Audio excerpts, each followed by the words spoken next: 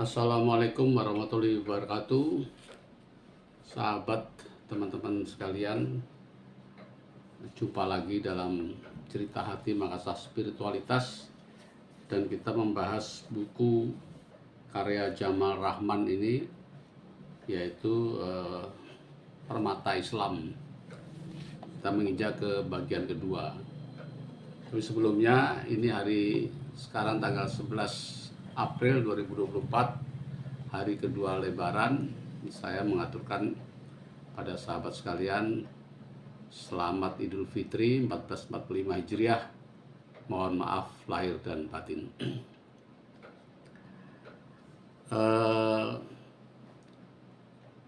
Permata 2 dalam buku ini judulnya agak puitis ya. Al-Quran adalah pengantin bertudung yang pemalu. Ini diambil dari kata-kata dari Rumi. Rumi itu adalah seorang sufi, mistikus Islam yang besar. Jadi dalam Permata 2 ini, Jamal Rahman ingin mengajak kita bagaimana kita menghayati ayat suci Al-Quran. Jadi beliau menyarankan sebelum kita membaca ayat suci Al-Quran, ada baiknya kita dituntun terlebih dahulu oleh sosok-sosok spiritualis. Nah, beliau mencontohkan misalnya saja Rumi atau Hafiz atau Al-Ghazali. Saya kira itu, tapi dari sini saya juga punya pendapat tersendiri ya. Jadi saya sependapat dengan Jamal Rahman bahwa Al-Quran itu istimewa, artinya dia tidak seperti kitab-kitab pada umumnya ya. Dia tidak linier ya. Kalau kita baca buku-buku, textbook dan sebagainya itu linier, artinya ada pembukaan, ada pengantar, ada isi, ada penutup. Juga Al-Quran itu tidak yang kita baca sekarang ini bukan berdasarkan urutan ayat yang diturunkan kepada Muhammad. Contohnya ayat yang pertama di Muhammad itu kan Iqra bismi rabbika, lagi itu ayat ke-96. Tapi ayat yang pertama dalam Al-Quran itu adalah Al-Fatihah. Nah, urutan-urutan ini ya, kita mengimaninya seharusnya adalah urutan-urutan yang disusun oleh Nabi bersama Jibril. Jadi Jibril lah yang menyusun itu, dan Nabi mengikuti urutannya. Nomor satu ini, namanya ini. Ayat kedua namanya ini, isinya ini, dan sebagainya.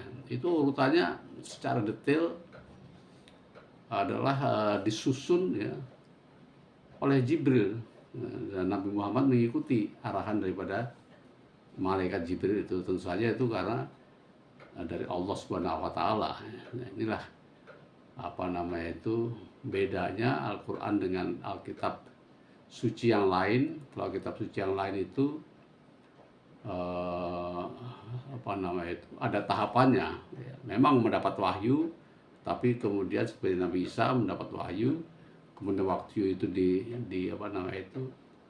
diutarakan kepada sahabat-sahabatnya, pada murid-muridnya, kemudian murid-muridnya mencatatnya dan seterusnya, sehingga ada 4 macam Injil kan itu, kalau Injil itu.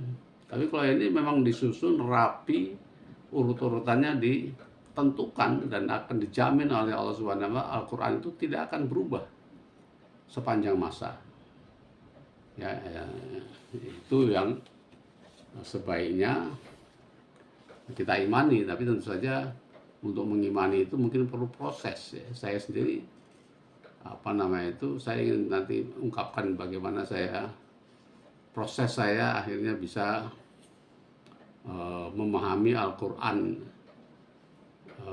seperti sekarang ini. Saya tidak tahu apakah ini saya sudah berada dalam kebenaran. Saya selalu minta petunjuk dari Allah.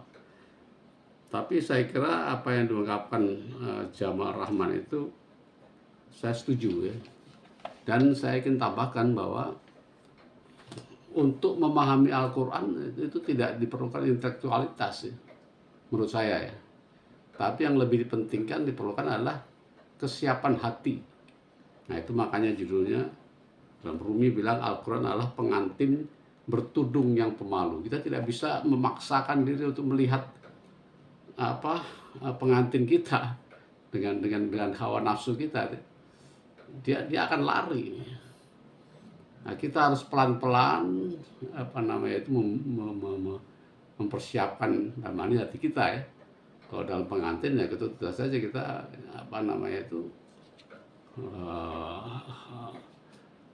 melalui orang-orang lain dan sebagainya, sehingga si pengantin itu dengan sukarela membukakan kerudungnya, tudungnya, supaya kita bisa melihat.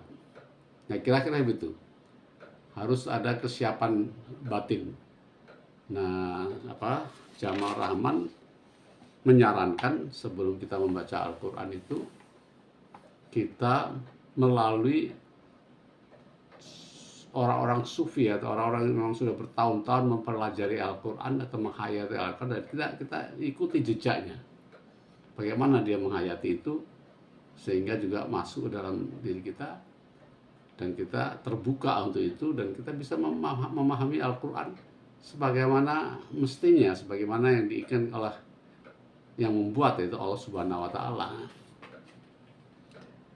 Kira-kira begitu intinya dari yang kedua ini.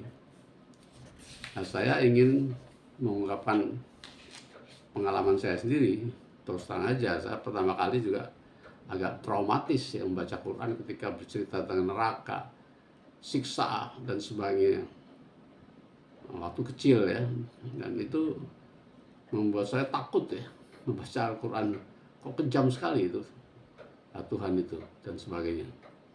Tapi sekarang lambat laun saya rasanya bisa lebih memahami Al-Quran dan memaklumi, atau ya seharusnya memang seperti itu ya. Seharusnya memang seperti itu. Nah saya ingin menambahkan bahwa saya juga belajar mencintai atau lebih menghayati Al-Quran justru juga datang dari kesadaran orang-orang mu'alaf ya. Banyak mu'alaf yang tiba-tiba tersentuh hatinya dengan satu ayat tertentu. Jadi Jamal Rahman juga mengungkapkan jangan terburu-buru kita membaca semuanya ya. Coba mana pilih ayat-ayat yang kita bisa menghayati. Yang penting menghayati Al-Quran itu maknanya. Dan dari situlah kita mulai membaca Al-Quran ya, untuk memahami dan memasukkan maknanya ke dalam hati kita ya.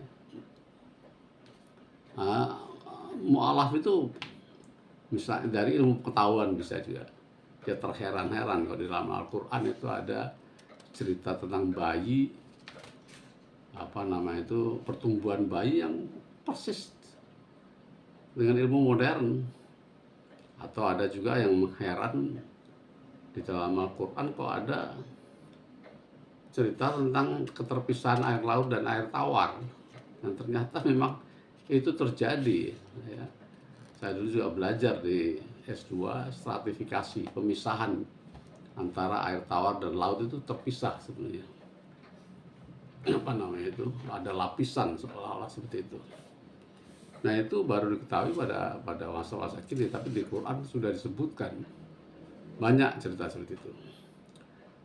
Nah saya juga punya pengalaman pribadi ketika menghayati satu ayat ya. Ayatnya Ad-Duha ya.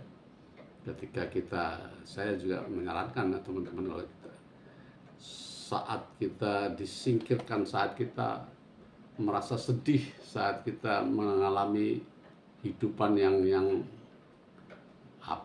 cobaan atau ujian, cobalah baca surat Ad-Duha ya. Ini juga dialami oleh salah seorang ilmuwan asal Inggris, ahli matematik awan masalah, dimana dia menangis seperti anak kecil ketika membaca surat Ad-Duha ini. Surat ini memperlihatkan bagaimana hubungan kedekatan antara Allah Subhanahu wa Ta'ala dan Nabi Muhammad. Pada saat itu Nabi Muhammad merasa ditinggalkan Allah ya, karena sudah berminggu-minggu tidak ada ayat. Biasanya muncul ayat itu ya, untuk membahas sesuatu muncul ayat. Ini sudah berminggu-minggu tidak muncul ayat, dan Nabi merasa sangat sedih seolah Tuhan meninggalkan dia, dan orang Quraisy bersukaria, mengejek, membuli dan sebagainya. Akhirnya turun ayat ini yang mengatakan bahwa saya tidak meninggalkan kamu. Ingat nggak, waktu kamu dulu yatim piatu, saya yang mengangkat. Waktu kamu kekurangan, saya memberimu, dan sebagainya. Dan hari sekarang, hari yang akan datang lebih baik dari sekarang,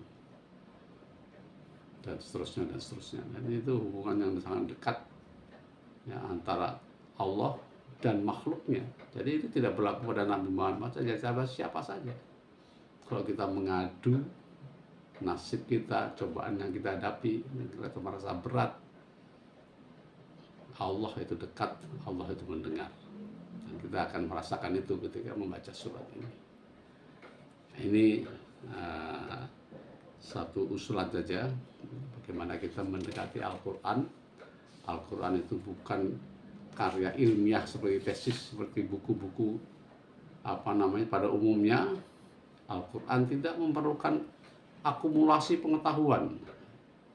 Dia bisa dihayati oleh orang sesederhana apapun asal menggunakan akalnya, asal dia sudah bisa memakai akal pikirannya. Orang-orang yang sederhana, apabila hatinya terbuka itu dan dipenuhi oleh kesucian, maka dia akan bisa menghayati Quran. Quran akan tertutup apabila hati kita dipenuhi oleh hawa nafsu, dipenuhi oleh kejahilan, iri, dengki, maka Quran tidak akan masuk, tidak akan bisa masuk dalam sanubari kita. Maka kita mempersiapkan diri untuk bisa menghayati Al-Quran sebagaimana dengan cara supaya pengantin, kalau kita sebut pengantin itu membuka dirinya kepada kita karena percaya, karena sayang, karena cinta. Demikian untuk kali ini, sampai jumpa lagi di lain waktu dan lain tema. Terima kasih. Assalamualaikum warahmatullahi wabarakatuh.